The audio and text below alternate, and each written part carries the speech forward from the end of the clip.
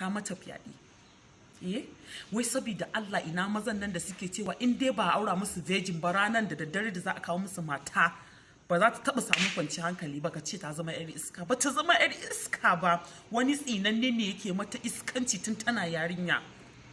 Akwai yara da dama wanda ma ba za a iya fito social media a cewa an musu fyaɗe ba don kunya. Wai don Allah don annabi wannan abin da ake ta yi, wai wani cult ne ko wani tsafi ne ko wani malami ne ko wani waye ya ce wai ku zo kuma ƴaƴa fyaɗe. Ina abin nan ba shi da kyau. Mun gaji da wannan abun bakin ciki, abun kunya. Gobe in yarinya ta tashi ta ce ma mijinta cewa an mata fyaɗe sanda take karami, zai ce ƙarya ne, zai ce tana yawon gantali, tana yawon iskanci ne. Bai san wani tsinanne, wani don buro ba, wani don duhun uwar shi yana nan yana ma yarinya na iskanci tun tana yarinya.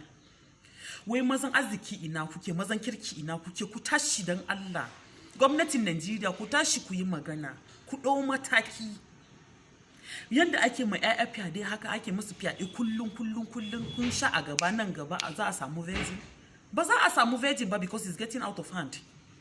Mun kasa rike abun yana damun mu mata, mu masu ƴaƴa abun yana damun mu masu ƙanni abun yana damun mu.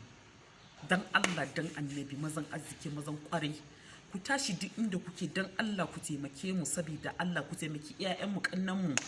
Dan Allah dan annabi ku taimake ƴaƴan wa'insu nan gaba, ku taimake su kada wa'insu tsinannu ƴan buro ba su lallace musu rayuwa. Wai dan Allah ba ku san hanyar Obalande ba masu fyaɗe? Ga Ogere, ga Tafa, ku je can mana 500, 1000, 300 ya biya muku bukata. Ba wai za ku zo ku lallace mana ƴaƴa ba. In ka yi fyaɗe da wani yaro ma ba za a iya faɗa ba saboda kunya. Dan Allah dan annabi ina roƙon ku mazan arziki, dan Allah ku tashi. Dan Allah dan annabi ku taimake ƴaƴanmu, ku taimake matan wa'ansu nan gaba.